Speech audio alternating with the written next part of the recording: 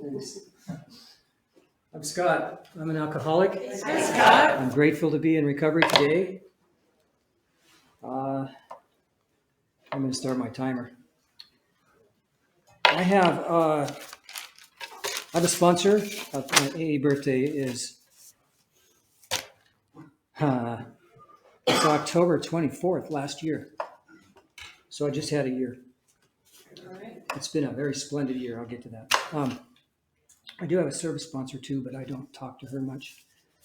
I told her a year ago I had a relapse and I'm spending time on me. And she said, well, great, go for it. But I do have a service position. I just took one on. So I'm going to secretary a meeting for 6 months. That said, I grew up in a family of alcoholics. I mean, by family, I mean everybody was an alcoholic. Everybody on my mom's side, everybody on my dad's side, and a lot of people before them. So I was destined to be one myself.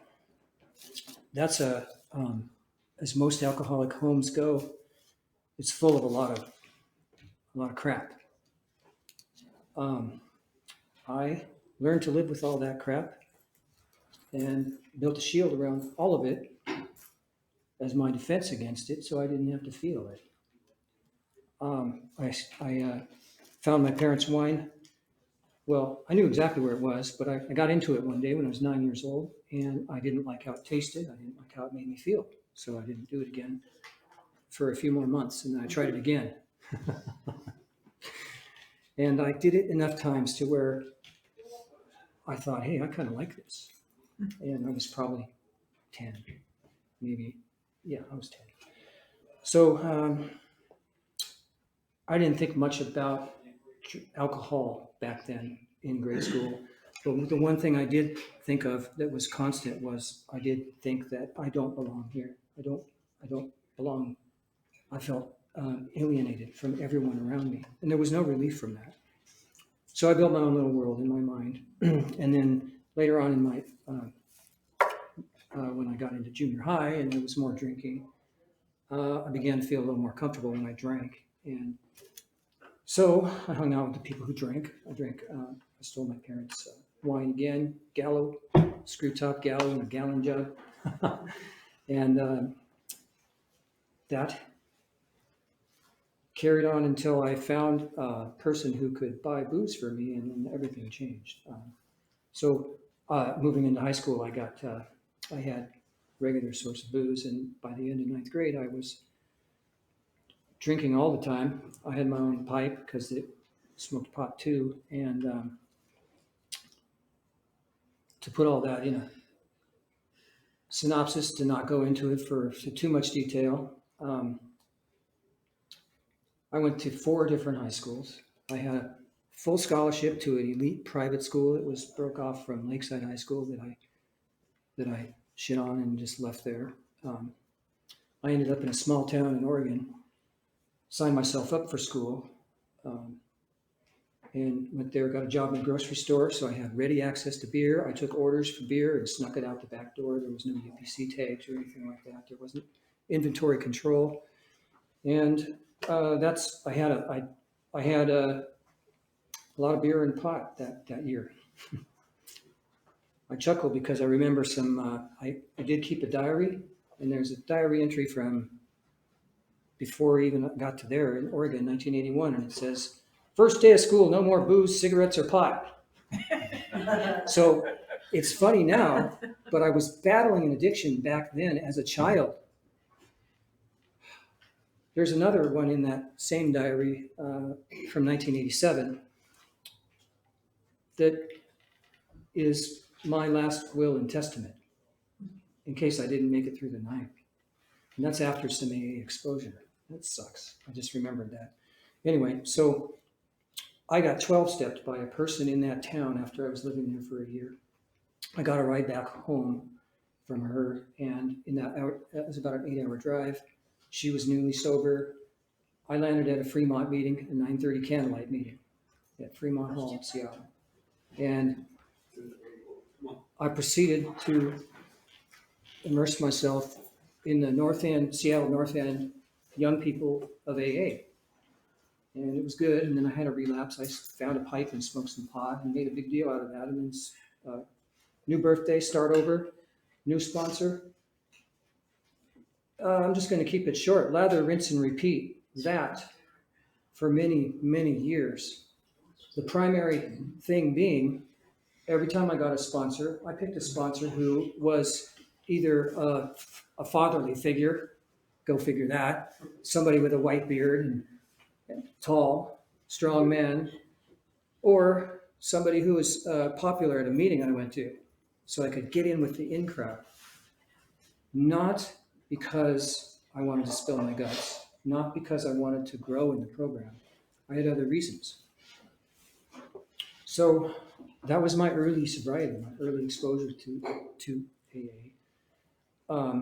I went to all the right meetings. I went to young people's meetings. I went to a lot of Fremont meetings. I went to U-District meetings.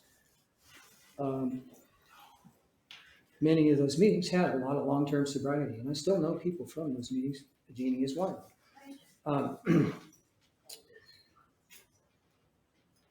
What I did though, well, what I didn't do was I didn't ever get honest. And that's something that didn't happen for a very, very long time. I have to refer to my notes to know where I'm going.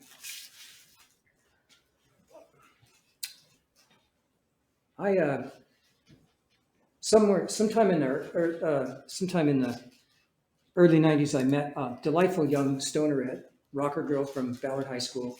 We fell in love, and we're still married today. But I did not tell her I was in AA. We went through some stuff. We went through some things that I don't like to admit that I did, about things I yelled at her and treated her like, kind of like I was treated when I was growing up. Go figure. But like I said, we're still together today, and she would wonder sometimes why I was so cranky. And she would suggest that maybe I put beer back on the grocery list. Can I get you a case of beer? And I would be like, okay, sure. She didn't know how much I was drinking. I really kept it a secret. So I would take the beers, fill them with water, put the cap back on, and put them back in the case. And then it never really looked like I was drinking much.